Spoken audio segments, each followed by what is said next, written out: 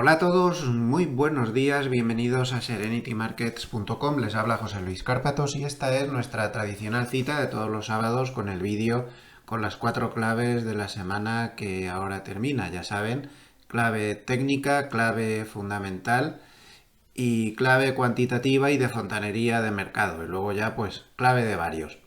Empezamos a grabar hoy sábado 29 de junio a las 8:55 de la mañana, hora española, 6 horas menos en Nueva York. Bueno, espero que hayan pasado muy buena semana. Por aquí por casa, pues ya les anticipé en los vídeos de diario, porque dada la importancia del tema, no quería demorarlo hasta el vídeo de hoy sábado, que finalmente la famosa historia médica de mi señora, pues ha salido bien. Difícil de entender porque con el TAC, bueno, el susto que nos dieron, yo no quise exagerar un poco, pero un poco más o menos lo que nos dijeron según el TAC es que había posibilidades de que tuviera un cáncer de páncreas con metástasis. Así de claro, todos sabemos ese tipo de cáncer que es muy agresivo y da muy pocas posibilidades, ¿no?, de curación. El susto que teníamos era tremendo, pero al hacer la resonancia magnética, que es mucho más precisa, pues parece que todo eso que salía en el TAC eran unas sombras provocadas porque tiene el páncreas con una morfología un poco rara, pero en la resonancia magnética no salía absolutamente nada, ni siquiera algo benigno, ni nada de todo eso. Nada, es que no haya nada, nada de nada. Así que, pues nada, ella sigue con su enfermedad de fondo seria, que ya saben que eso sigue ahí, que es su falta de inmunidad a todo, no tiene hemoglobulinas, le están poniendo la vacuna a la polio, le pusieron hace poco, como si fuera una niña pequeña, le están poniendo esas cosas que se le ponen a los niños pequeños, y no tiene inmunidad a nada. Entonces tenemos que seguir llevando muchísimo cuidado, que un simple resfriado nos la manda a la UCI, pero bueno, eso ya lo tenía. Y es que después del susto que nos han dado, todo eso nos parece poco y nos parece llevadero y nos parece poco grave. Así que pues nada, muy, muy, muy contentos y mañana domingo, pues a primera hora de la mañana, bien temprano, nos levantaremos a las 5 de la mañana o así, pues nos vamos para allá en el coche, porque ya cuanto menos aviones y sitios así de multitudes vaya, mejor. Así que nos vamos con el coche, con el perro, con todos los bártulos, después de este pequeño calvario, ¿no?, entre comillas, que hemos pasado. Así que mañana me tendrán todo el día cruzando, pues prácticamente todo el día cruzando Francia, en día de elecciones. Espero que estén calmados con esto de las elecciones. Se hace eterno el viaje. Francia es muy ancha y no se termina nunca de cruzar. Pero bueno, así que pues todo bien y francamente pues muy contentos pero qué susto. Hemos pasado unas semanas horribles, no queríamos ni pensarlo. La suerte es que el oncólogo ya saben que desde el principio pues dijo que él no veía nada, que él pensaba que no y eso era lo que nos aferramos y ya está. Pero claro, siempre te quedaba la sombra de la duda. Bueno, pues tema solucionado. A nivel de series, pues aprovechando ya la mayor tranquilidad me he vuelto porque no estaba centrado ni para eso me he puesto a ver series y me he visto de tirón una española que la recomiendo. La recomiendo, está muy bien, se llama Clanes y está en Netflix. Es una serie sobre narcos gallegos y está bastante bien realizada. Bueno, tiene sus fallos, pero tiene un guión original, los exteriores están bien, tiene buena fotografía. Está muy bien. Ya saben que hay algunas series españolas que son infumables, pero esta no. Esta está muy bien y la recomiendo. Está protagonizada, creo que se llama Clara Lago, me parece, la actriz principal, que es la protagonista. Y muy bien, los protagonistas lo hacen muy bien y da la sensación que la han dejado lista para una segunda temporada además. Tiene toda la pinta de eso, desde luego que sí. Un poquito de propaganda antes de empezar. Les recuerdo que se pueden aún apuntar al torneo de bolsa que se ha organizado en serenitymarkets.com, pues para divertirse un poco con el torneo Y además, pues tiene una serie de premios en programas de formación de los caros de Intefi Escuela de Negocios. Y bueno, pues puede ser un buen pasatiempo y de paso, pues si uno tiene suerte, pues se puede llevar alguno de los premios. Pinchen aquí en donde pueden ir al torneo y ahí tienen todas las formas de apuntarse y demás.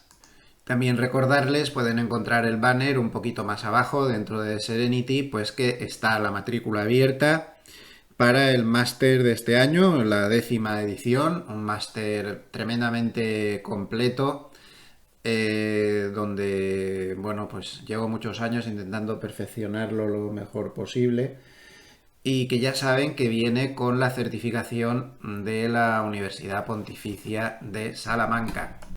Si entran aquí en la página de la Universidad Pontificia de Salamanca, van al apartado de títulos propios, certificados por la universidad, pues verán que aquí aparece, por aquí aparece Intefi y aparece este programa de máster de formación permanente en finanzas sostenibles, que es como se llama oficialmente. Ahí lo tienen.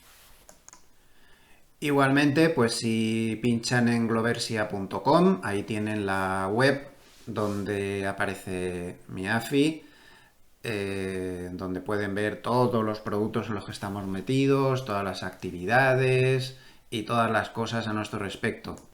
Pueden ver nuestro equipo, por ejemplo, aquí está un servidor, y todos nuestros productos. Tenemos dos SICAPs, Gloversia Dinámica, ahora mismo está invirtiendo en una cartera mixta, renta variable y renta fija. Y también tenemos a Multimercados, que recuerden, este mes está ya prácticamente al mismo nivel que la otra de ganancias, desde que hemos introducido las opciones. Pues en esta SICAF, pues la verdad que está marchando bien. Recuerden que es como un 30% aproximadamente de la estrategia 2, lo que está invertido ahí. La estrategia 2 de opciones lleva un 4, pues esta lleva un 1,2, pero es mucho, ¿eh? La estrategia 2, pues ya ven, ahora mismo está en un 13 en lo que va de año. La estrategia 2 tiene un track record muy elevado y un 30% de eso es mucho, ¿eh? O sea, que es muy interesante para mí la multimercados. Pasa es que empezamos ya con unos meses del año ya en curso, con la estrategia de nociones ya totalmente aplicada. Y bueno, invertimos una parte porque es lo que nos dejan por temas regulatorios. Tenemos el fondo que invierte en valores de Estados Unidos, que va muy bien, 31,86, y las tres estrategias de opciones. Van todas bien en el mes, la 1 gana 5,62, la 2 4,03, la 3 6,86%. Recuerden que estamos poniendo en marcha la 3 ahora, están empezando a entrar ya bastantes clientes. Y está un poco creada, pues porque por ejemplo la 1 tiene una volatilidad muy alta, es la que más gana, con mucha diferencia. El año pasado, con ya entrar récord real, porque estaban los clientes dentro, ganó un 40%. Este año está en drawdown aún, este mes está limándolo mucho, pero aún está en un drawdown del 2,77, pero luego la que más gana.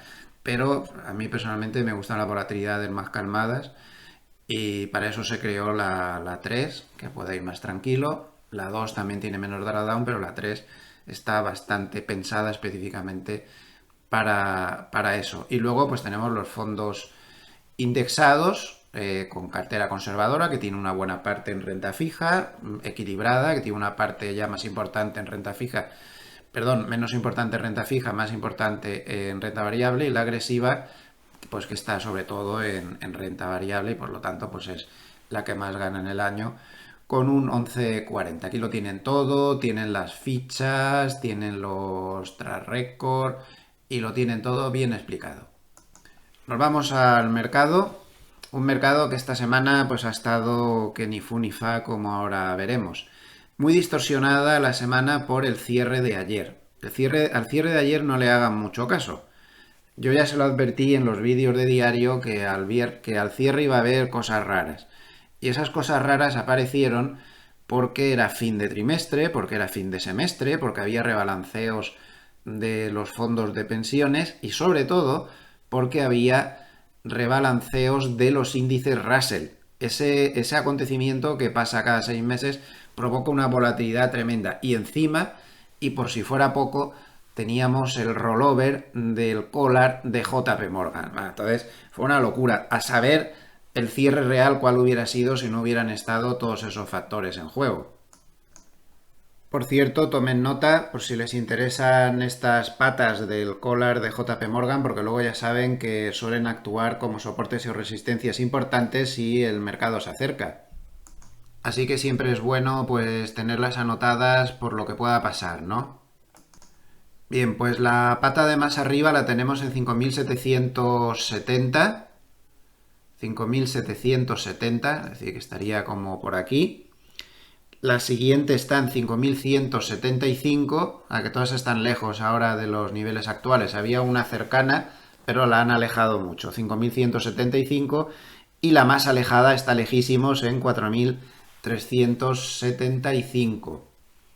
Por lo tanto, 5.770, 5.185, 4.375 aproximadamente están por ahí.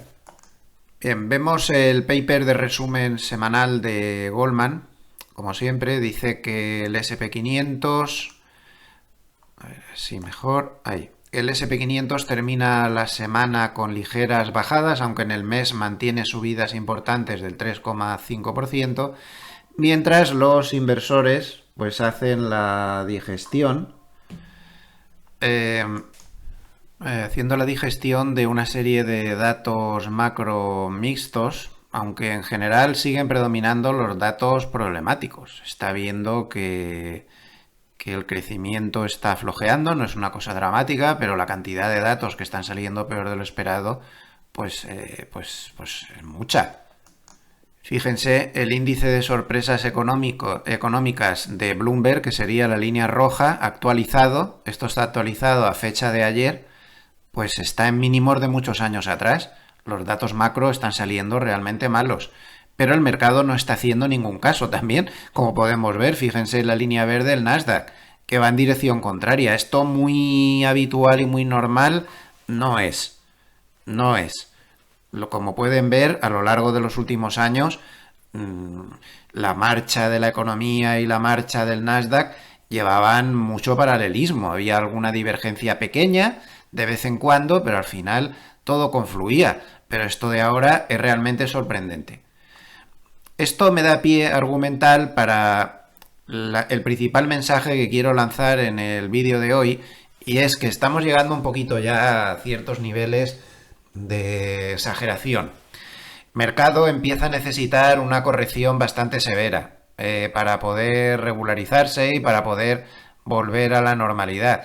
Y no lo está consiguiendo. Cada vez las divergencias son más amplias. Digamos que vamos a ver hoy muchas cosas que lo que nos están diciendo es el mensaje de que estamos en fase de exageración.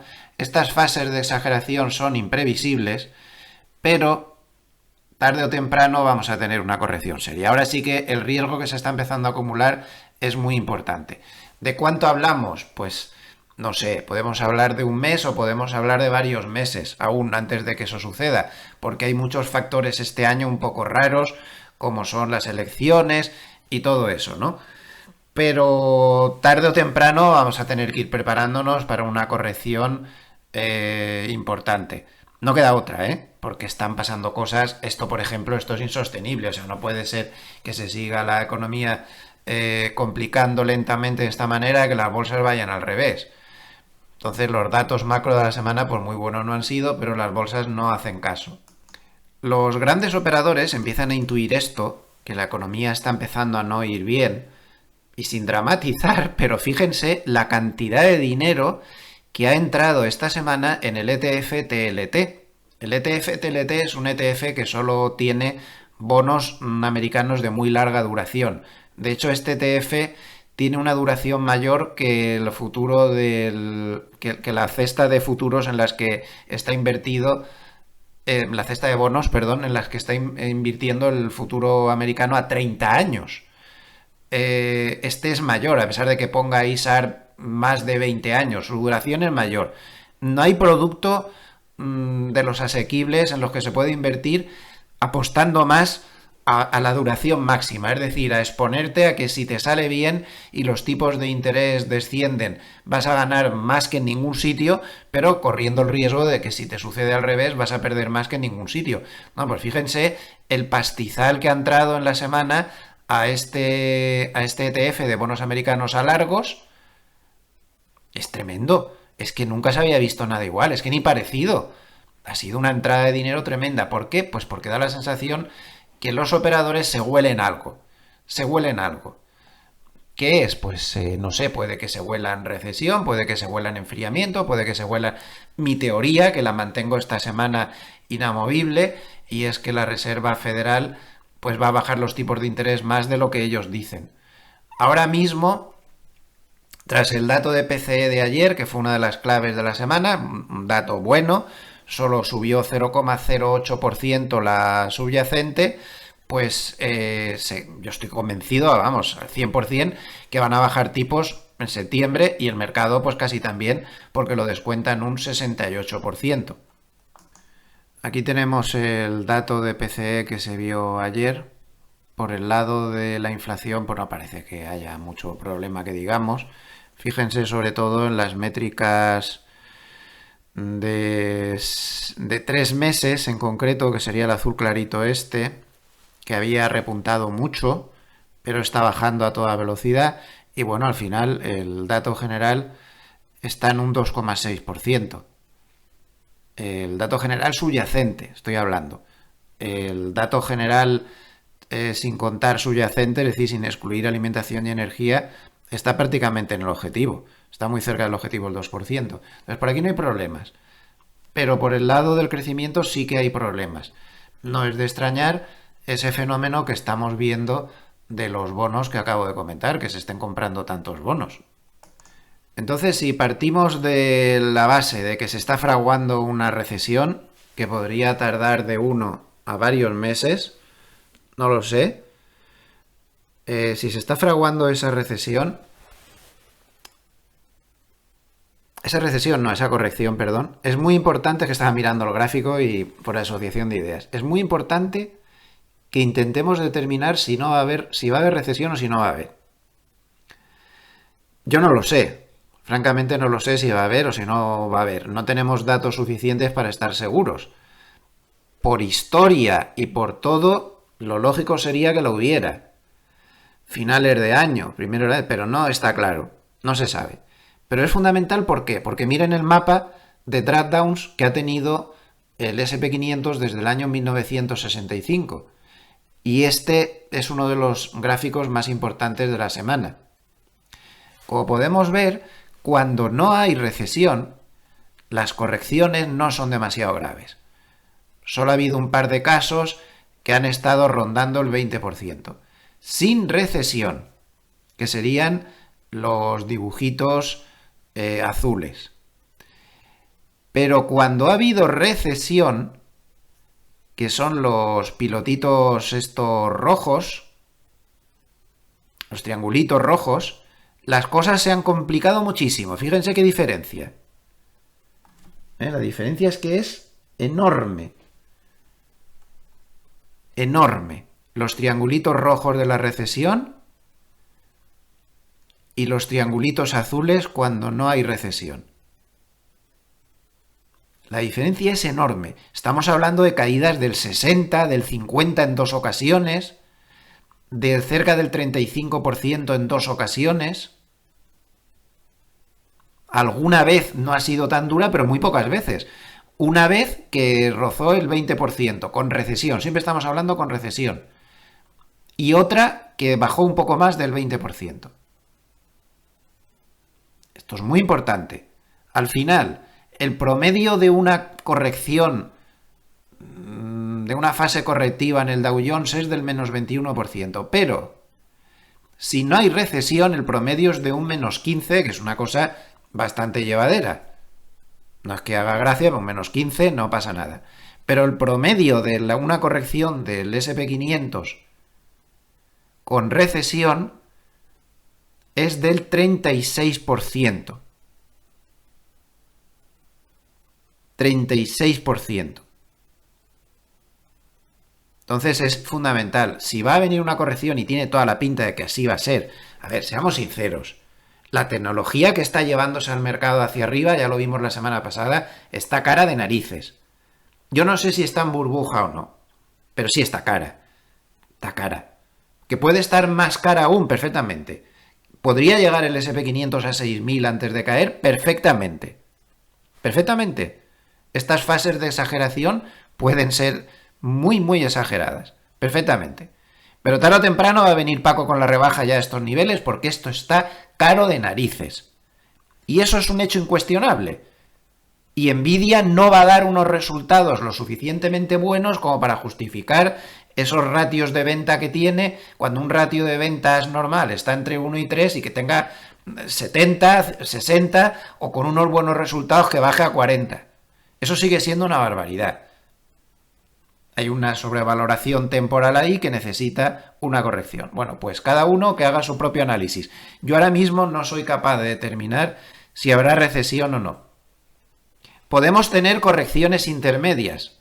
Pasquarello de Goldman, en un paper, que para no sobrecargarle de gráficos y paper no lo voy a sacar, pero opina que puede haber una corrección intermedia, no muy grave, antes de las elecciones. No lo sé, pero tarde o temprano va a venir Paco con la rebaja. Y eso puede tener un plazo máximo de unos meses. Es lo que hay. Si vemos que va a venir recesión, más vale que nos preparemos. Porque miren el panorama. Si parece que no vaya a haber recesión, pues la corrección será llevadera y bueno, hay que tomar unas precauciones también, pero unas precauciones menores. Pero ya a partir de, pongamos, mediados de julio, hay que empezar a llevar cuidadito. Hasta mediados de julio no creo yo que haya que preocuparse demasiado. ¿Y por qué no? Pues porque la estacionalidad de la primera quincena de julio es realmente muy buena. Fíjense, por ejemplo, en este gráfico, esto es del paper de cierre de ayer de Goldman, el que escribe Nocerino. Vean, por ejemplo, la media mensual de entrada de dinero en fondos y ETFs de julio. Es muy favorable, ya en agosto y septiembre se complica todo. Además, a primeros de julio, como ya se cansó de decir Goldman en numerosas ocasiones, va a entrar un muro de dinero de asignaciones estratégicas que se asignan a primeros de semestre y va a entrar mucho dinero en bolsa. Goldman llegó a hablar de cerca de 40.000 millones de dólares que entrarían en esos primeros 15 días de julio por esas asignaciones estratégicas, pasivas, robóticas, de robo-advisor y de todo tipo de estas cosas. Y luego, porque fíjense la estacionalidad de los primeros 15 días de julio que nos indica aquí Nocerino.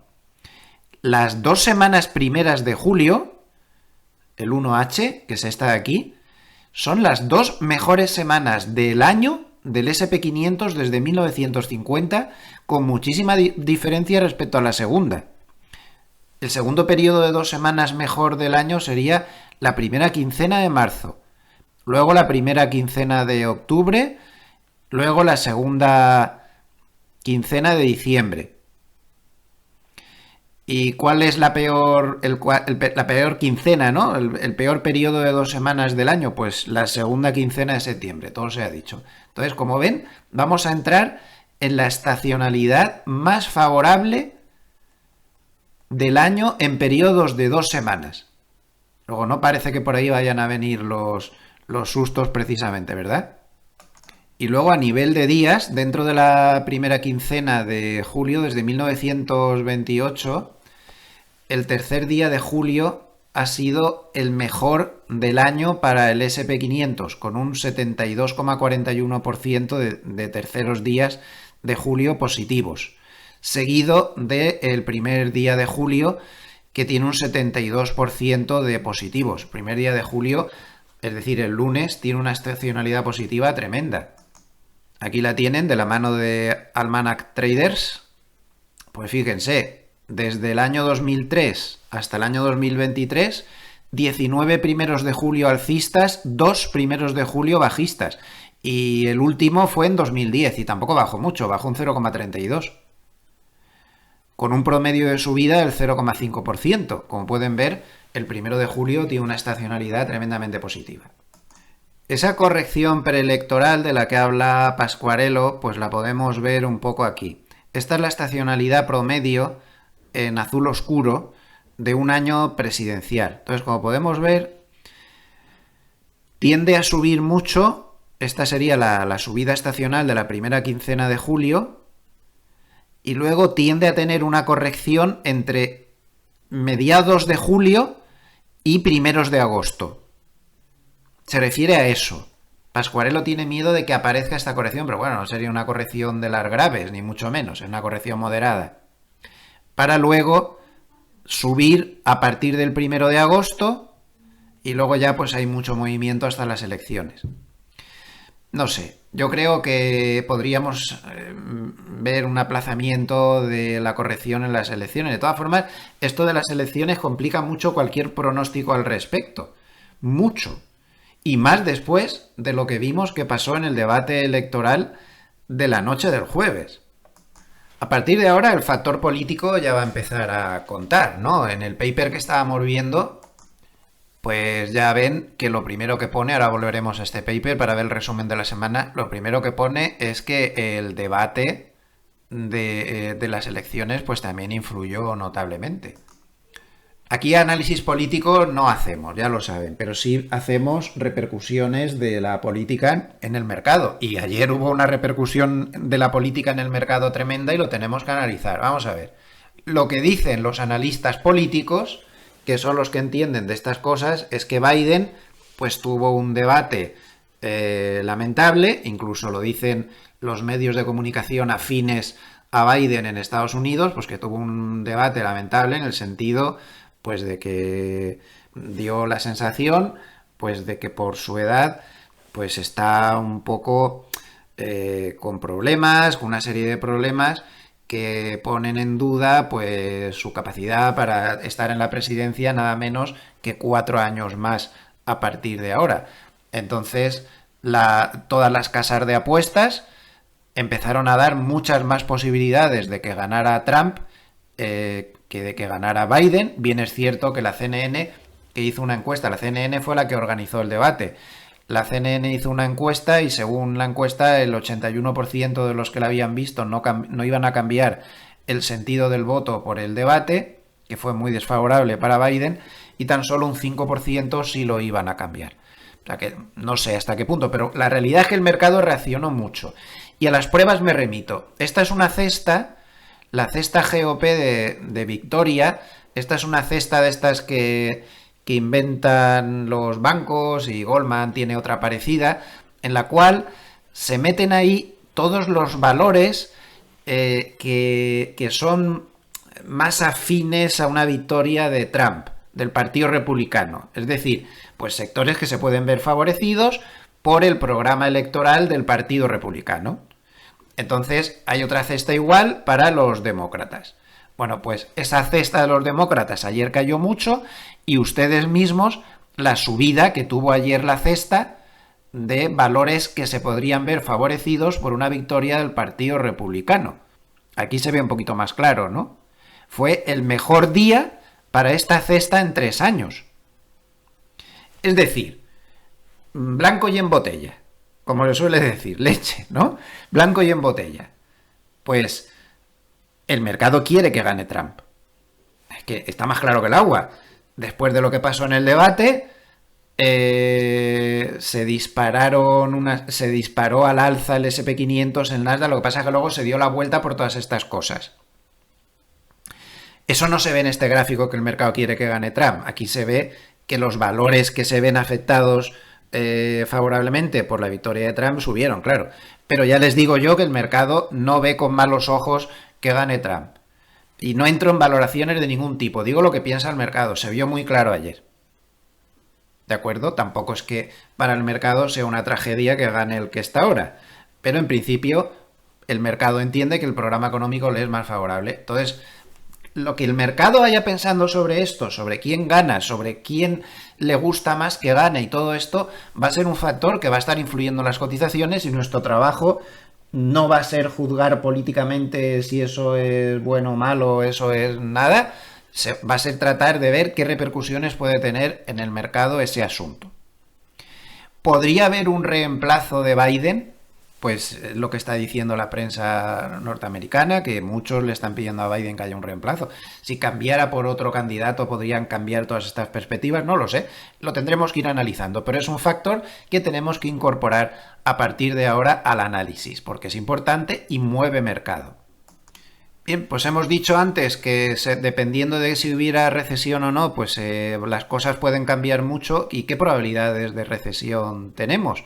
Pues hay muchas formas de calcularlo, pero una de ellas pues puede ser por, por la curva de tipos de interés, que se supone que no está funcionando, pero aún no lo sabemos. Si no está funcionando, simplemente esta vez, como ya ha pasado otras veces en la historia, pues se ha anticipado mucho con sus inversiones y con sus cosas, pues se ha anticipado mucho a la recesión. Las probabilidades aproximadamente en este momento estarían en un 63% aproximadamente, lo vemos aquí en la escala, de recesión en función de lo que ha pasado en otras ocasiones con la curva de tipos. Es un porcentaje alto que da bastantes posibilidades a que aparezca la recesión, pero no la garantiza. Otra cosa sería que estuviéramos ya en niveles más altos, ¿no? Pero en principio estamos en niveles que sí que son propios de que apareciera una recesión, pero no es nada seguro. Bien, volvamos al paper, que me he ido enrollando. Bueno, es que hay muchos temas que comentar. Me he ido enrollando y al final no hemos dado el repaso semanal. Bueno, vamos a ver. Tenemos, agrandar, tenemos al SP500 que baja 0,1% en la semana, pero acumula un 14,5% en el año. Y tenemos un Nasdaq que baja 0,1% en la semana, pero sube un 17% en el año. Seguimos lo que hablamos la semana pasada con dos mercados diferentes. El SP500 y el Nasdaq total y absolutamente distorsionados por los valores importantes de alta capitalización tecnológica, que se van turnando además, porque esta semana han seguido las dudas con Nvidia. Pero, por ejemplo, Amazon se ha visto favorecido. Amazon ha tocado máximos históricos y ha crecido bastante. Apple ha tenido días mejores y peores, pero al final cerró la semana con una buena noticia de que habían subido el 40% interanual las ventas de iPhone en China en marzo. Entonces hay dos mercados. Uno, el mercado distorsionado por la alta capitalización y luego el mercado real. Mercado real se ve aquí pues claramente en el Russell 2000 con un más 1,3% en la semana y un 1% tan solo en el año.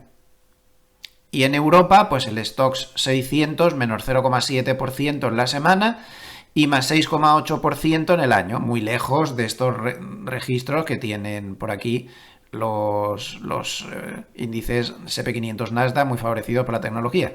El que sigue muy bien es Japón, es un poco aparte, 2,6% en la semana de subida y 18,3% de subida en el año. Al final, si quieres estar en bolsa, pues hay que diversificar porque nunca sabes por dónde te va a salir el ganador. Y el CSI chino, pues este flojito también, menos 1% en la semana, CSI 300 de China, con una subida del 0,9% en el año. El VIX, pues en la semana ha tenido una caída del 5,8%, en el año está prácticamente plano, la rentabilidad de los bonos han tenido una subida 0,13 hasta 4,39%, el dólar una semana tranquila con una subida del 0,1% y con un tema pendiente muy importante, el cruce entre el dólar y el yen, que ha terminado la semana en 160,86, por encima del nivel en el que se intervino anteriormente, pero el Banco Central de Japón sorprendentemente no ha dado señales de vida. Ahí ha estado quieto, se da por hecho que sí que va a intervenir, pero el caso es que ha pasado la semana y no ha intervenido. Pero hay que andarse con ojo, es muy desaconsejable meterse con largos en este momento en el dólar yen porque te puedes encontrar con problemas serios. Así que pues vamos a ver. ¿Yo qué pienso? Yo creo que sí que va a intervenir. Lo que pasa es que el mercado por sí mismo se frena aunque no haya intervenido, porque claro, cualquiera se mete a comprar ahí sabiendo que es la línea que han trazado, 160,20 dijeron que era la línea. Meterte a comprar ahí, pues no es muy buena idea, ¿no? Yo desde luego no lo haría. Vamos a ver qué pasa. Han cambiado el responsable de divisas en el gobierno japonés, parece que hay cierta marejadilla de fondo y desde luego que hay mucha expectación al respecto. El petróleo ha subido en la semana un 1%, lleva en el año el 13,8%, pero tampoco es una subida destacable.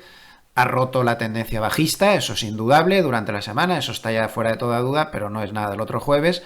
El oro ha vuelto a subir un 0,8 hasta 12,7 y el Bitcoin pues no ha tenido una buena semana y ha bajado el 6,3%, que es mucha bajada, pero en el año sigue acumulando un 43,3%.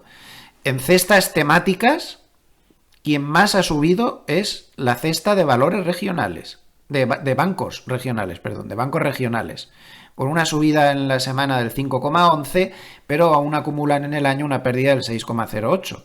También ha subido mucho la cesta de software caro, 4,31, que también acumula pérdidas en el año del 3,06. Los memes también han estado bien esta semana, con una subida del 2,15, acumulando en el año el 4,72. Y fíjense aquí la cesta que favorece a los valores que se ven favorecidos por el Partido Republicano, como lo ha hecho muy bien en la semana con una subida del 3,65%. En cambio, fíjense, la misma cesta pero con el Partido Demócrata, la cesta de valores que más se verían favorecidos por una victoria demócrata, que ha caído en la semana un 3,40. Al final, los valores que se ven más favorecidos por la victoria del Partido Republicano suben en el año un 6,92% y los que se ven más favorecidos por una victoria demócrata bajan en el año un 1,68%. Luego, las apuestas del mercado sobre quién va a ganar en este momento parecen claras y cristalinas. El mercado apuesta porque va a ganar Trump. En cuanto a las cestas peores, pues la peor ha sido los valores sensibles al Bitcoin con una caída del 4,66, aunque acumulan el año una subida muy fuerte del 26,67, renovables, mal en la semana menos 4,20, mal en el año menos 14, y destacaría por último los valores chinos, los ADRs chinos con una caída del 3,94 y en el año una caída del 9,57%. La diferencia entre el SP500 y todo lo demás pues sigue siendo tremenda. Observen este gráfico de Bloomberg en el cual podemos comparar pues el SP500 de igual ponderación en blanco y el SP500 normal en amarillo, pues a contar desde el 29 de diciembre del 2023. Ojo, podemos ver, es que son dos mercados diferentes. Toda Europa está atrancada y el SP500 de igual ponderación está atrancado. El único que sube es el SP500 y el Nasdaq por la distorsión, bueno, también alguna excepción, como hemos visto con la bolsa japonesa, pero por la distorsión de estos grandes valores tecnológicos, es lo que hay. El mercado real no es este, el mercado real es este de la línea blanca, ahí es donde están la inmensa mayoría de valores. Aquí estamos hablando de muy pocos valores, pero bueno, pues este índice es como es, tiene su vida propia y se puede hacer su análisis particular. Eso sí, el SP500 y el Nasdaq pues hace ya algún tiempo que han dejado de representar al mercado global. En este momento no lo representan, se representan a sí mismos con una serie de peculiaridades y de circunstancias. Antes les hablaba de que hay mucha exageración. Bueno, pues miren, otro dato más que nos muestra que se está mascando una corrección importante que puede tardar unos meses, pero que aparecerá tarde o temprano. Este es el ratio entre el SP500 de tecnología, entre los valores del SP500 de tecnología, contra el propio SP500 normal. Como pueden ver, se ha roto la exageración a la que se llegó en el 2000 antes del pinchazo de la burbuja.com. Yo creo que todo esto no es para tomarse a la broma. ¿Puede seguir exagerándose? Sí. ¿Puede seguir subiendo? Sí. ¿Puede subir algunos meses más? Sí, pero hablamos de meses. Esto ya eternamente no se puede mantener y ahora sí que estamos fraguando una corrección de envergadura. Y esas de las que habla Pascuarello, de un 5, eso no me parece a tener en cuenta. Yo estoy hablando de otra cosa bastante peor, que tarde o temprano va a aparecer, los milagros no existen en el mercado. Pero esto no quiere decir que ahora nos podamos poner cortos, eso es un error, porque vete tú a saber cuánto más se va a exagerar esto. Ya nos indicarán los gráficos al momento. De momento se puede seguir aprovechando la tendencia alcista del SP500 y el Nasdaq porque los demás están atrancados, pero ya mirando de reojo a partir de la segunda quincena de julio, atentos, por si las moscas. Y cuando pasen las elecciones, pues también. Y sobre todo, como les he dicho desde el principio, vigilando muy bien el factor si hay recesión o no. Curiosamente, a pesar de las exageraciones, a mí me sorprendió mucho esta encuesta que hizo entre sus propios clientes Goldman y que publicó durante la semana. Como podemos ver, el 46% de sus clientes están aquí en la opción E, y la opción E es que el SP500 de aquí a finales de año esté por debajo de los niveles actuales, esté entre 5.100 y 5.400. Curioso. Un 22% creen que podría estar un poco por encima del nivel actual, hasta 5.700, y tan solo un 3% creen que podría cerrar el SP500 de 5.700 para arriba. Esto es muy curioso porque tan solo un 3% de los clientes de Goldman creen que el SP500 puede terminar un 4% por encima del nivel actual o más. Esto es un poco contradictorio, ¿no? Porque se está exagerando mucho, pero se exagera mucho en un sector muy concreto del mercado. Pero viendo estos datos, tampoco parece que reine la euforia más desmedida. Claro, es normal. ¿Cómo va a reinar la euforia desmedida si la inmensa mayoría de valores están atrancados? Y el único que sube es la alta tecnología.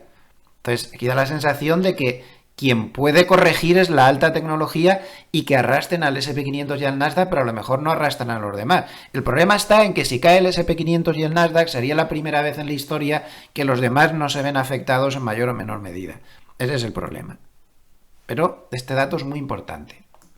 Claro, y en medio de todas estas señales de advertencia de cara a los próximos meses, una de las que más importancia pueden tener, y es que ha aparecido un Hindenburg Omen en el Nasdaq. El Hindenburg Omen no da tiempo en este vídeo a analizarlo, lo hemos analizado en ocasiones en otros vídeos, pero bueno, si marcan la figura en el Google les van a salir un montón de explicaciones, en la inteligencia artificial mejor, en el ChatGPT, y ahí lo explica bien, pero digamos que en esencia un Hindenburg Omen aparece cuando en un mercado alcista empiezan a verse un número enorme de valores que tocan máximos de mínimos de 52 semanas, a la par de que también se ven valores que tocan máximos de 52 semanas. Pero empieza a verse como un mercado dividido a pesar de la subida, donde el número de valores que están tocando mínimos de 52 semanas, pues es un poco desproporcionado para las alturas en las que se está. Entonces se convive con muchos máximos y muchos mínimos. Y eso suele ser una señal de advertencia. Las últimas veces que apareció un Hindenburg Omen, como podemos ver en el SP500, que es la línea de arriba, hubo corrección. En el 2016, en el 2019 hubo corrección. En el 2020 volvió a aparecer poco antes del COVID. Y luego pues tuvimos el batacazo del COVID. Y en el 2022 apareció un Hindenburg Omen, pues justo antes de la gran tendencia bajista que tuvimos ese año, que fue un año muy difícil. También aparecieron Hindenburg Omen antes del pinchazo de la burbuja del 2000 y antes de la gran caída de la gran tendencia bajista del 2008. En ambos casos, como ven, no es nada bueno que haya aparecido un Hindenburg Omen. Pero hay que aclarar varias cosas. Todo esto es un trabajo de Game of Trade realmente magnífico, creo yo. Primero, tiende a anticiparse en ocasiones mucho a las grandes caídas. Por ejemplo, en la gran caída del 2007, si vemos el gráfico más abierto, el Hindenburg Omen empezó a aparecer en junio del 2007 y el batacazo no llegó hasta diciembre del 2007. Como ven, a lo largo del vídeo ya hemos ido exponiendo multitud de factores que nos dicen lo mismo. Cuidadito, porque en unos meses puede venir un batacazo de los buenos. Ahora sí. Y este es otro. O sea, 6 meses de lapso. En la gran caída del 2000, igual. Apareció en diciembre de 1999 el Hindenburg Omen, pero la gran caída no empezó hasta marzo del 2000. Es decir, que a veces tiende a anticiparse mucho. Y por supuesto, a veces falla. También ha habido ocasiones en las que ha aparecido y directamente nunca se produjo la corrección. Entonces, digamos que un Hindenburg Omen aparece siempre, 100% de las veces que el mercado ha tenido desplomes o caídas importantes, en el 100% de las ocasiones apareció un Hindenburg Omen, pero no siempre que aparece la figura se produce la caída. Luego, bueno no es, pero no es suficiente y hay que tener en cuenta otras cosas. Pero bueno no es y nos podría estar anticipando que dentro de unos meses podría haber problemas. Qué importante empieza a ser el determinar si hay peligro de recesión o no. De momento no lo parece, como ya he dicho, pero hay que vigilar para los próximos meses por si a las moscas. Dentro de la exageración en la que está el Nasdaq, es curioso que es que no hay prácticamente cortos. Miren este gráfico, qué interesante. Es el porcentaje de cortos que se encuentra ahora mismo en el sistema y como podemos ver está en mínimos de muchos años atrás.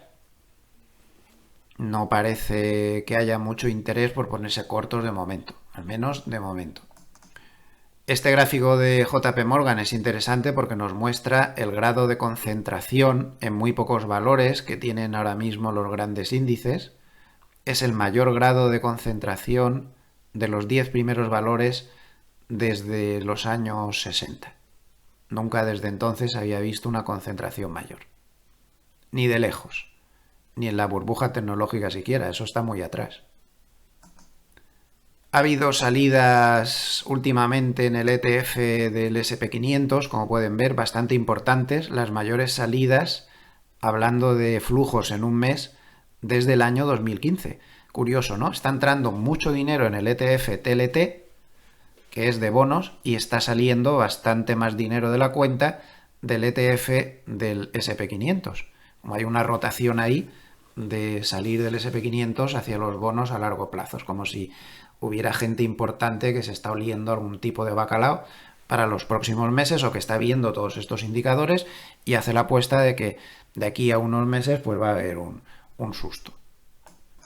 Otro factor importante durante la semana es que los activos franceses se han vuelto a poner nerviosos conforme avanzaba la semana, y es que hay que recordar que mañana domingo pues se vota la primera vuelta de las elecciones y el próximo domingo día 7 la segunda vuelta. Entonces pues hay una serie de nervios por el posible resultado electoral que pueda salir ahí. Digo lo mismo que con Estados Unidos, no hacemos valoraciones políticas, pero sí valoraciones económicas, y el mercado está nervioso por las elecciones. Fíjense el spread entre los bonos franceses a 10 años y los bonos alemanes a 10 años. Se ha ido a 83 puntos básicos.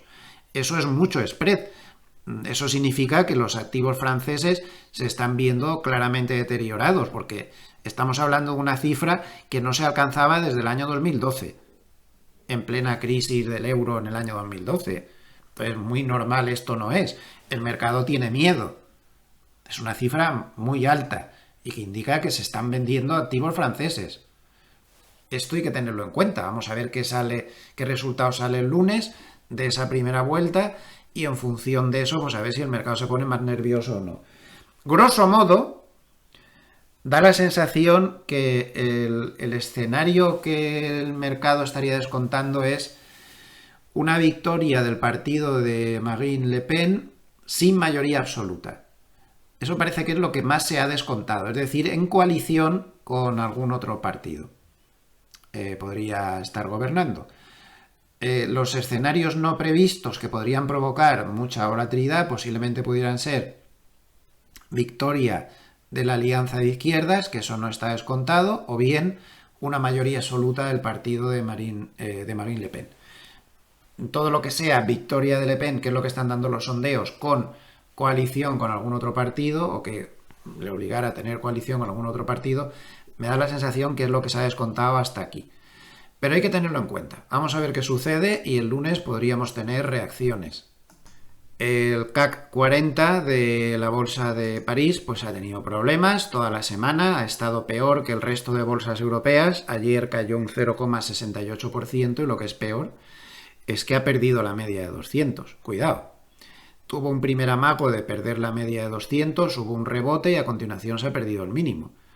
No por mucho, pero bueno, vamos a ver el lunes cómo se toma el resultado electoral, pero en caso de que no pudiera frenar la caída, podría bajar bastante.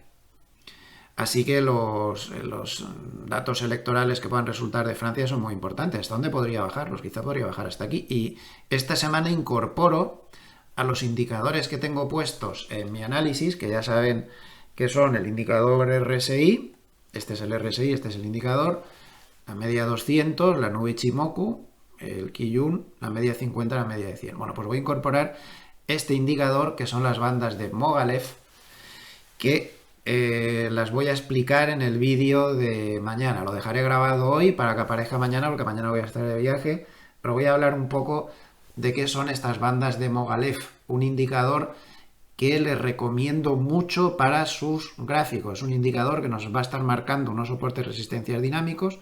Mañana explicaré un poquito más, pero que funciona a las mil maravillas. Funciona mejor incluso en intradía y en gráficos que no sean gráficos diarios, aunque funciona bien en todos los plazos de tiempo. Observen, por ejemplo, este indicador con el SP500 en gráfico de 4 horas. El indicador empezó a marcar la resistencia aquí, el 17 de junio. Cuando llegó el 20, 3 días después, a la altura de la resistencia, se paró exactamente ahí. Ese mismo día marcó el soporte en la zona 5514. Bastantes días después llegó y se paró ahí. Se volvió a parar ahí, se volvió a parar ahí, se volvió a parar ahí, otra vez y otra vez. Y ya ven que este nivel se había marcado el 17 de junio. Y aún ayer, estamos hablando del 30 de junio, aún se paró en ese nivel exactamente. Entonces, como ven, es un indicador que nos aporta mucho, nos va a dar proyecciones de hasta dónde se puede subir o bajar en las subidas, en las bajadas, o dónde se va a encontrar con problemas, y me parece más eficiente que el que tenía antes de soportes y resistencias dinámicos, que como ven hace ya algún tiempo que lo quité. Nos vamos a mover con esto. Mañana, en el vídeo de mañana de reflexión de los domingos, les explico un poco cómo va este indicador. Y ya que estamos, pues vamos a aprovecharlo. Soporte, por lo tanto, estamos en el gráfico de 4 horas para ver esto desde un punto de vista un poquito más a corto plazo. Soporte de este indicador de las bandas de Mogilev, que lleva ya mucho aguantando ahí. Media de 100 está también ahí, zona de 5500. Perder todo eso, pues no bueno. Podría llevarle a la media de 200 en 4 horas, que está en 5440. Y por arriba, romper este nivel de bandas de Mogilev le daría pista libre para acelerar las subidas. Mientras no sea así, hasta aquí hemos llegado. Ayer, como pueden ver, en cuanto se acercó al nivel, le metieron el papelón. A nivel de gráfico diario, estoy hablando del futuro. Estoy haciendo el análisis en el futuro. A nivel de gráfico diario, pues tenemos otro nivel de Mogilev con el que no puede, que está en el entorno del 5572. Necesitaríamos que ese nivel cayera, un cierre por encima para que se abra y veamos la proyección que nos hace. Esto es lo bueno, que las proyecciones son bastante exactas. Por ejemplo, fíjense en este tramo de subida, te rompe, pues aquí vuelve a tener problemas, pero lo rompe fácil, entonces aquí ya sabes que se puede atrancar. Una vez que lo pasa, pues sabes que aquí se puede atrancar y de hecho se atranca. En fin, te permite bastante juego. Estamos en un gráfico diario, que a lo mejor no es tan eficiente para esto. En el gráfico diario, pues la tendencia sigue siendo alcista. El indicador RSI no ha perdido el momento un alcista en ninguna circunstancia y no hay mucho más que hablar. Lo que sí que me preocupa es el RSP con todos los valores de igual ponderación en el SP500. ¿Y por qué me preocupa? Pues porque, como pueden observar, lleva tropecientos toques en la media de 100 desde el 17 de abril. Podría ser un hombro-cabeza-hombro invertido con una línea oblicua, y perder este nivel de la media de 100 podría ser problemático. Además, si nos vamos al gráfico de 4 horas, bueno, como vemos en el gráfico de 4 horas, pues tenemos lo mismo pero con la media de 200. Entonces, perder eso, tanto en el gráfico diario como en la media como en el gráfico de 4 horas, pues parece un problema. Parece un problema bastante serio. Vamos a ver, no parece lo más probable con esa estacionalidad favorable que tienen los 15 primeros días de julio, pero hay que echarle una miradita. El gráfico de liquidez no presenta grandes cambios respecto a la semana anterior, así que sigue habiendo demasiada poca liquidez para las alturas que tiene el SP500, no le acompaña. Eso sigue el mismo problema de las semanas anteriores. En cuanto a la posición que tienen los hedge funds en futuros en el SP500, como podemos ver, pues siguen cortos, aunque con el menor número de cortos desde hace 3 semanas. Están mínimos de 3 semanas, pero siguen cortos. No de una manera exagerada, pero siguen cortos. No quiero ser pesado con el temita de lo falseadas que están las cifras de empleo, que lo están, pero observen esta revisión que se hizo en el estado de California, pues ustedes mismos. Este era el dato oficial de empleo que se había dado y esto era el dato después de la revisión. Ustedes mismos. Yo no me voy a cansar de repetir que la cifra que se está dando es falsa y real y no sé si es una manipulación política del partido en el poder o si es un error metodológico o si son ambas cosas a la vez. Sea lo que sea, el dato no está bien y no nos debe servir de guía para interpretar cuál es el estado real de la economía. Ese es el problema. Seguimos en el capítulo de varios y podemos ver las recompras del SP500 estimadas para el año 2025, fíjense. Esta estimación la ha hecho Goldman. Este es el factor alcista más importante del mercado desde hace muchos años. Entra mucho más dinero de recompras que de todos los otros participantes en el mercado incluidos y con mucha diferencia, pero es que para el año 2025 la estimación es de récord histórico de recompras. Por lo tanto, podríamos estar hablando de un flujo de $6.000 diarios durante todo el año. Bueno, a veces hay apagones, a veces se compensaría una cosa con la otra, pero en promedio una entrada de $6.000 millones diarios en entradas en recompras de acciones propias. Este factor va a seguir ahí y ese factor es importante. Ahora bien, por muchas estimaciones que haya, si se entrara en recesión y el mercado corrigiera por la recesión, históricamente cuando eso sucede, las recompras se paran y se esperan hasta que se calmen las aguas. Por lo tanto, esto tampoco es una garantía. Se necesita que haya estabilidad económica y de mercado para que no se asusten los que hacen la... Otro tema interesante durante la semana ha sido esta encuesta que se ha publicado por parte del World Gold Council.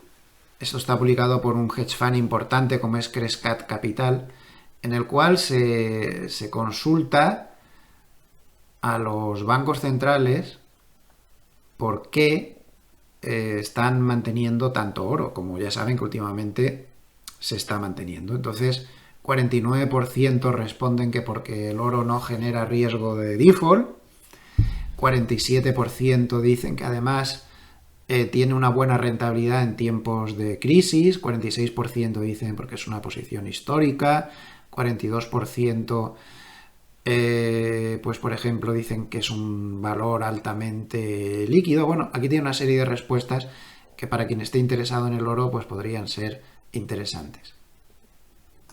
Y hablando del oro, pues Blockland ha publicado un estudio muy interesante sobre qué habría pasado si históricamente en lugar de usar la cartera famosa 60-40, es decir, 60% bolsa, 40% bonos, si en lugar de eso hubiéramos puesto el 40% sin bonos y todo en oro. 60% bolsa, 40% en oro.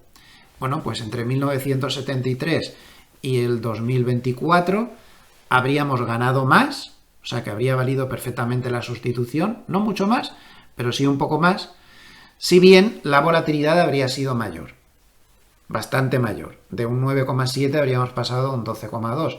Pero en cuanto a rentabilidad no habríamos notado la diferencia.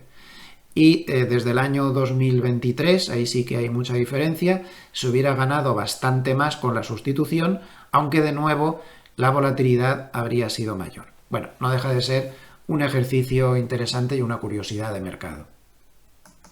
Dentro de las publicaciones de resultados de la semana me gustaría destacar esta de Nike de ayer mismo. El valor se desplomó brutalmente, como podemos ver, después de que la compañía proyectara una fuerte caída en sus ventas en el año 2025.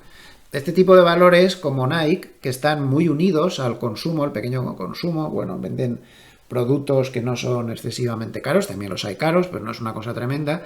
Al mercado le inquieta mucho porque le hace pensar que el consumo se está debilitando. Y esa es una realidad, el consumo sí se está debilitando. Por ejemplo, ayer conocimos, ayer o antes de ayer, no recuerdo cuándo fue, la cifra de Producto Interior Bruto final del primer trimestre en Estados Unidos y al final el gasto del consumidor quedó en 1,5% cuando se esperaba 2%.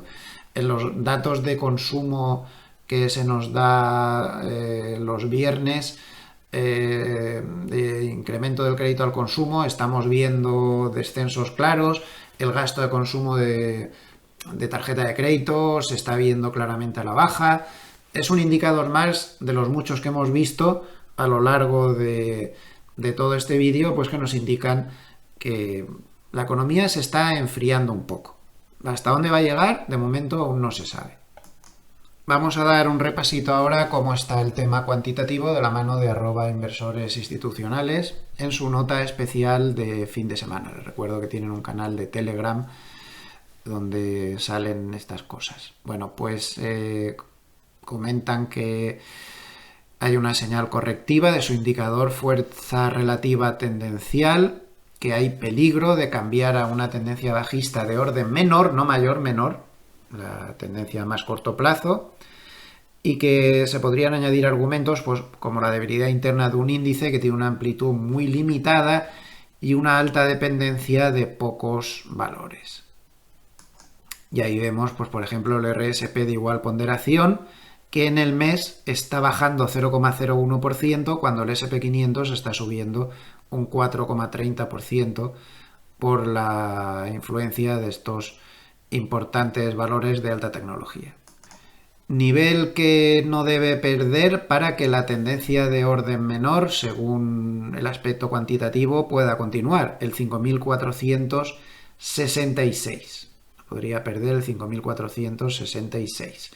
La tendencia principal continúa alcista y solo un movimiento por debajo de 5.211 la pondría en duda. Según su indicador de fuerza relativa tendencial, se habría activado una señal correctiva de orden menor, la tendencia de orden menor. En el cono de volatilidad que nos facilitan cada fin de semana, pues se muestra cierta estabilidad a corto plazo. No se ve ahí grandes movimientos y parece que apuntan de momento un mercado más o menos estable en el corto plazo. Y por último, pues los niveles institucionales los tienen aquí marcados en el SP500 muy por encima del nivel institucional superior. Está en 5.460 cuando este nivel está en 5.292. Pero sin embargo, en otros índices que no sean SP500 tenemos al Dow Jones algo por debajo de este nivel institucional superior. El Russell por los pelos, está por encima pero por los pelos auténticos, en fin, lo que hemos hablado tanto de la disparidad entre índices. Por cierto, que los bonos ya se mueven por encima del nivel institucional superior. Esto es una buena cosa. El bono americano a 10 años está alcista, por lo tanto. Un bono americano a 10 años, que lo podemos ver aquí en gráfico diario, pues ha estado toda la semana, el Bund alemán está en una situación parecida, intentando mantenerse por encima o intentando romper la media de 200, pero no ha sido posible. Este ha sido un factor decisivo para que la semana haya sido floja en los bonos. Estoy viendo por ahí muchas teorías, pero no sé por qué no se nombra este factor técnico, que es muy importante. Ya intentó chocar contra la media de 200 en marzo y falló, luego otra vez a finales de marzo y falló, luego se acercó mucho a mediados de mayo y falló, volvió a fallar a primeros de junio y ahora ha vuelto a fallar otra vez. Este nivel técnico está siendo decisivo y le está impidiendo poder progresar en los intentos alcistas.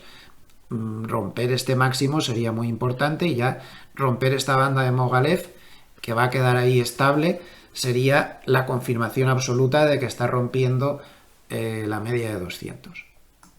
Yo las perspectivas para los bonos no las veo malas. Ya he dicho varias veces en este vídeo que no me parece que los datos de inflación sean muy preocupantes que digamos, y los datos de crecimiento están siendo flojos.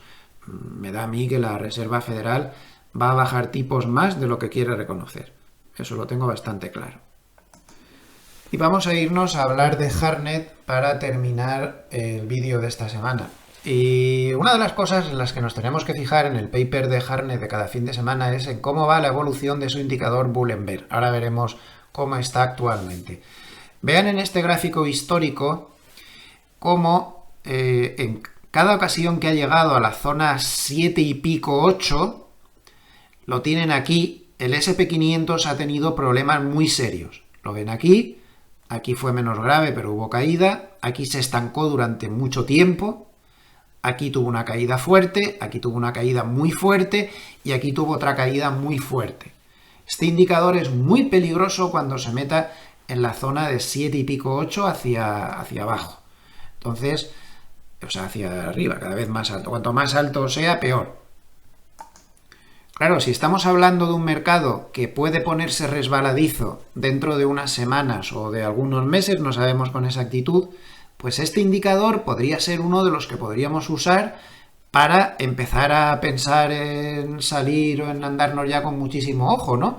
De momento en la semana ha subido muy poquito, lo tienen aquí, ha subido de 6,1 a 6,2, que no es mucho, pero cada vez se va acercando más a ese 7 y pico peligroso. En el momento en que entrara en ese 7 y pico peligroso, sí que sería muy aconsejable tener ya la precaución de andarse con 7 ojos. Qué duda cabe que este puede ser el indicador ideal para eso.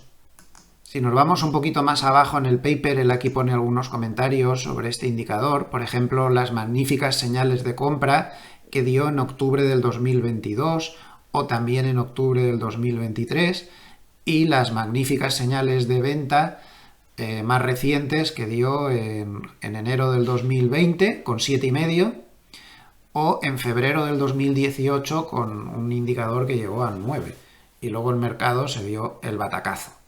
Entonces, vamos a fijarnos mucho en este indicador a partir de ahora, en este mercado que mi mensaje central de este vídeo creo que ha quedado claro es cuidado porque SP500, Nasdaq están ya muy recalentados, pueden seguir subiendo aún más, bastante más incluso, pero se está fraguando ya una caída seria máximo dentro de unos meses, pues este indicador nos podría decir bastante el momento exacto. Aquí tienen los componentes del indicador, las subpartidas, y aquí tienen pues otro gráfico histórico parecido al que les he enseñado antes. Vámonos al paper y vamos a traducir en el chat GPT los dos primeros párrafos que son bastante interesantes.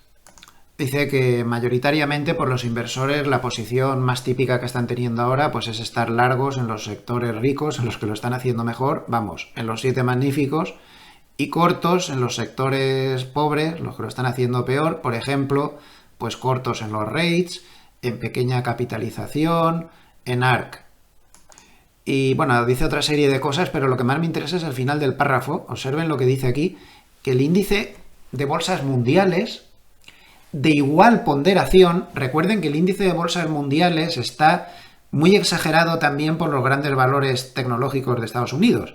Yo a veces he visto comparaciones en las que dicen, a ver, pues no es para tanto porque el índice de bolsas mundiales está subiendo mucho también como el SP500, claro, porque está sufriendo en menor medida, pero también sufre la misma distorsión.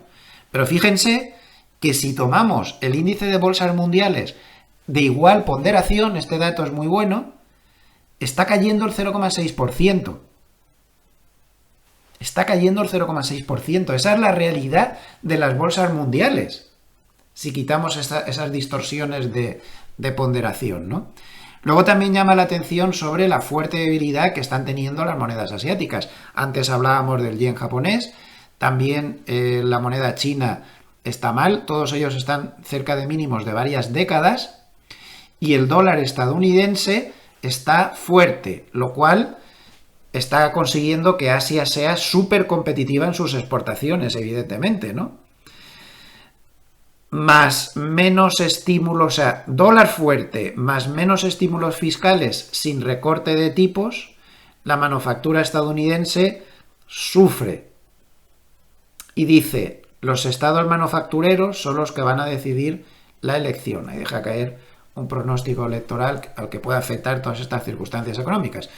Los bonos están en terreno positivo y el dólar estaría en terreno negativo, esta es una previsión, en la segunda mitad del año. Y los bonos en terreno positivo en la segunda mitad del año.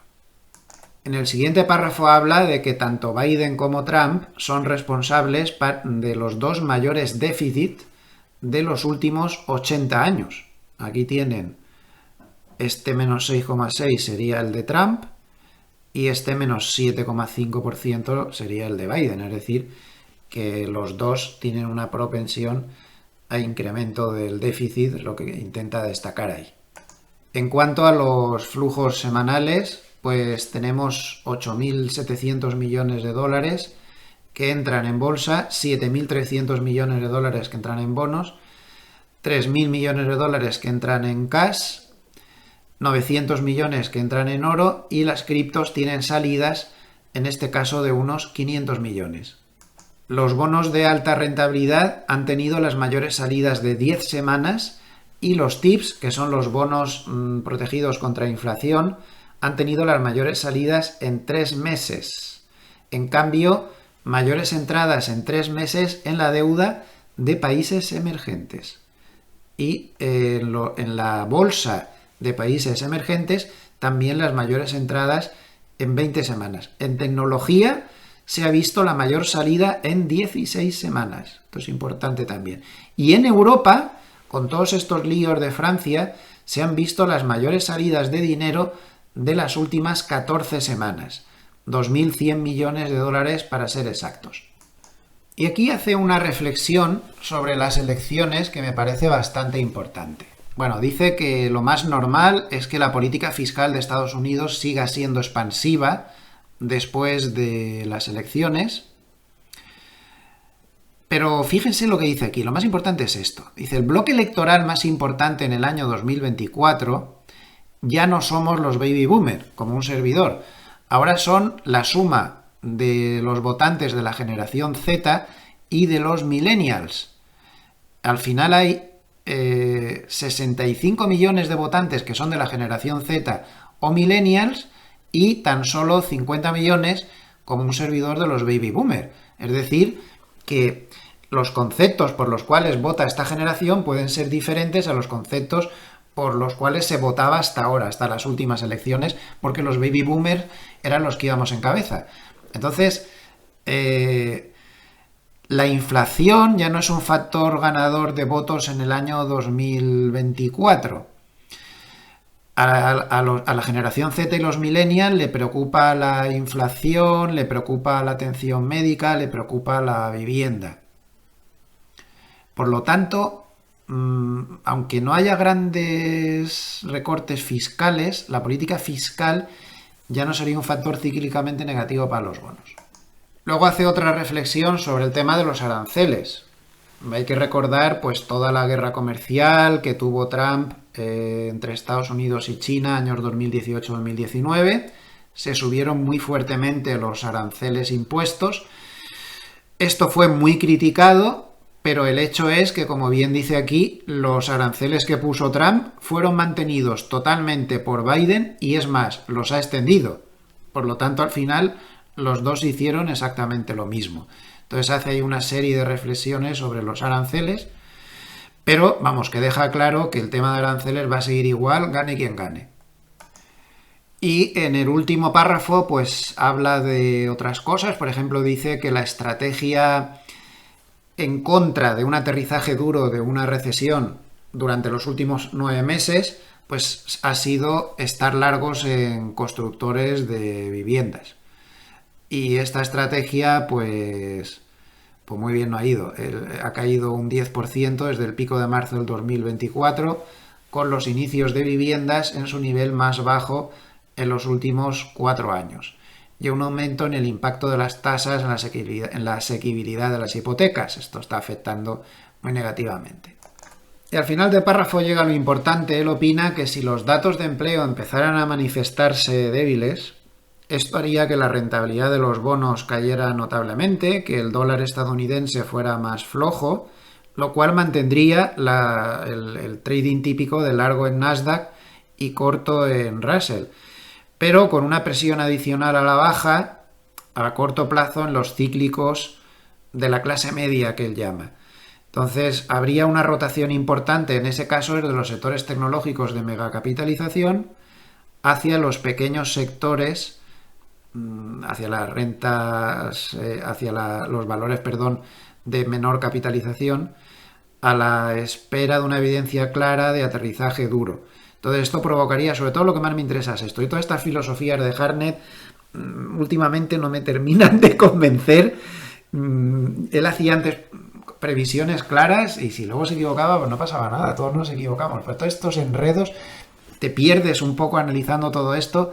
Pero me quedo con esto último de aquí, que en cuanto el empleo se debilite vamos a ver recortes de la Reserva Federal rápidos y furiosos, lo cual llevaría a la necesidad por parte de los asignadores de activos a reducir acciones y apostar por bonos a largo plazo. ¿Está pasando eso ya? Les recuerdo esas cifras que hemos visto antes de fuertes entradas de dinero en los bonos a largo plazo y de ciertas salidas en los ETFs de bolsa. Pues no lo sé. Aquí queda el pronóstico de Hartnett. Tienen todos los datos. Si les ha gustado este vídeo, les agradecería mucho un like o que se suscriban al canal si aún no lo han hecho. Recuerden que todo lo que he dicho, se me ha olvidado hacer el disclaimer legal, lo hago ahora, que todo lo que he dicho no son recomendaciones, son opiniones personales. En segundo lugar, que debido a mi profesión principal, que es director de inversiones en Globersia EAF, podría tener conflictos de intereses con mi segunda actividad de información económica. Procuro no tenerlos, pero legalmente debo advertir que pudiera tenerlos. Y en tercer lugar, pues que no nos paga nadie, no me paga nadie para dar mis opiniones, ni para nada, no tenemos ningún broker que patrocine, ninguna historia de todas estas cosas, por lo tanto las opiniones se dan de forma libre. Y ya esto no lo obliga el disclaimer legal, pero esto es mi disclaimer particular, pues que lleven cuidado, no se fíen mucho de mí ni de nadie, me equivoco muchísimo como todo el mundo, lo único que vale es su propio análisis. Muchísimas gracias a todos los amables escuchantes por estar ahí, les deseo que pasen muy buen fin de semana y ya saben que la vida es muy corta, nunca sabes cuándo te va a dar el susto, hay que disfrutar cada día como si fuera el último, carpe diem, disfruten a tope de familia, amigos y si se van de vacaciones, pues que disfruten de las vacaciones. Con muchos de ustedes me cruzaré sin saberlo mañana por la carretera, que seguro que no soy el único de los que estamos escuchando este vídeo que le toca mañana atravesarse toda Francia, seguro que no. Venga, pues muchísimas gracias, buen fin de semana y nos vemos mañana con el pequeño vídeo de reflexión de los domingos, que hablaremos de las bandas de Movalev, que dejaré grabado esta noche, y el lunes pues volvemos a los vídeos de diario con total normalidad. De momento sigo sin tener claro si me voy a tomar algún día de vacaciones, en principio no, de momento seguimos igual, sin mayor problema y con los vídeos diarios con la cadencia habitual. Por cierto, se me olvidaba decir, muchísimas gracias a todos porque esta semana hemos conseguido llegar a los 50.000 suscriptores. La familia crece, ya con todos los que somos llenaríamos un campo de fútbol de estos de los grandes de primera división. Muchísimas gracias, me ha hecho mucha ilusión llegar a ese número redondo. Cada vez somos menos pequeña familia, pero aún así, ahí estamos. Y como me estoy poniendo nostálgico, no se olviden que el 1 de octubre empieza la Navidad. Eso está ahí, nos quedan 3 meses, habrá que empezar con los preparativos. Bueno, saludos, gracias.